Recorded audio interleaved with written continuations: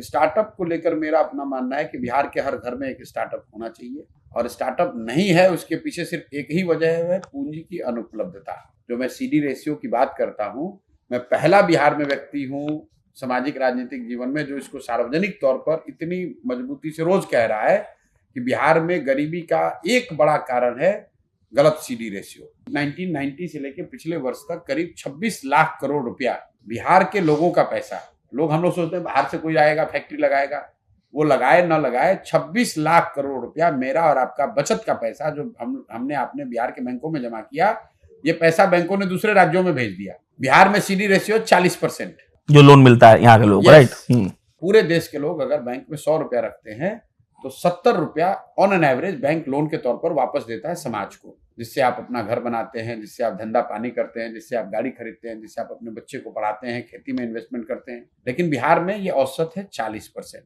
अगर actual disbursal का data देखेंगे, यह है सैंक्शन लोन का। मैं एक टेक्निकल बात आपको और ऐड कर देता हूँ, ये भी मैंने पहले नहीं बताया क्योंकि बहुत टेक्निकल हो जाता है। 100 रुपया के अगेंस्ट 40 रुपया लोन सैंक्शन हुआ, लेकिन एक्चुअल जो सैंक्शन हुआ उसमें डिसबर्सल डेटा है 13%। मतलब बिहार में जो पैसा एक्चुअली डिसबर्स हुआ वो 13 ही मिला, मतलब सिर्फ 13% ही मिला। लेकिन आपने लोन लिया लेकिन अपने बच्चे को कोटा में पढ़ाने के लिए फीस कोटा में भरा। अच्छा। तो पैसा डिसबर्सल तो बिहार में हुआ, करेक्ट, क्योंकि लोन तो आपने लिया, यूज यहाँ नहीं हुआ। यूज हुआ कोटा में, बेंगलोर में, घर आपने नोएडा खरीद लिया, गाड़ी कहीं और खरीद ली, बिजनेस कहीं और कर रहे हैं। इसकी वजह से जो ये 25 लाख करोड़ रुपया से ज्यादा यहाँ से चला गया। तो मैं हमेशा कहता हूँ, लोग कहते हैं पलायन कैसे रोक दोगे। पूरे दुनिया में जो भी 2, 4, 10, 5 माने हुए डेवलपमेंटल इकोनॉमिस्ट हैं जो इन चीजों को समझते हैं, जो हमारे संपर्क में कुछ लोग हैं, वो बता रहे हैं कि भैया बिहार में अगर पलायन रोकना है तो उसका सीधा फॉर्मूला है, पूंजी और बुद्धि का पलायन रुकेगा तो श्रम का पलायन रुकेगा।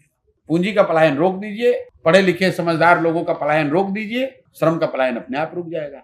जब पूंजी नहीं है, जब पढ़े लिखे समझदार लोग यहाँ नहीं रहेंगे तो बचेगा कौन? मजदूर बचा है। तो मजदूर को करना क्या? उसको तो बाहर ही जाना पड़ेगा, क्योंकि यहाँ पूंजी है नहीं, रोजी रोजगार है नहीं, और पढ़ा लिखा कोई व्यक्ति बचा नहीं।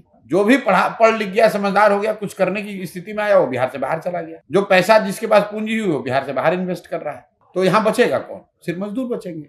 तो ये जो बात मैं बता रहा हूँ, स्टार्टअप पॉलिसी यहाँ पर ये होनी चाहिए कि लोगों को आसानी से ऋण उपलब्ध हो। तो जन स्वराज के जो 5 प्रॉमिस हैं उसमें एक बड़ा प्रॉमिस क्या है? 4% सालाना ब्याज पर लोगों को लोन मिले।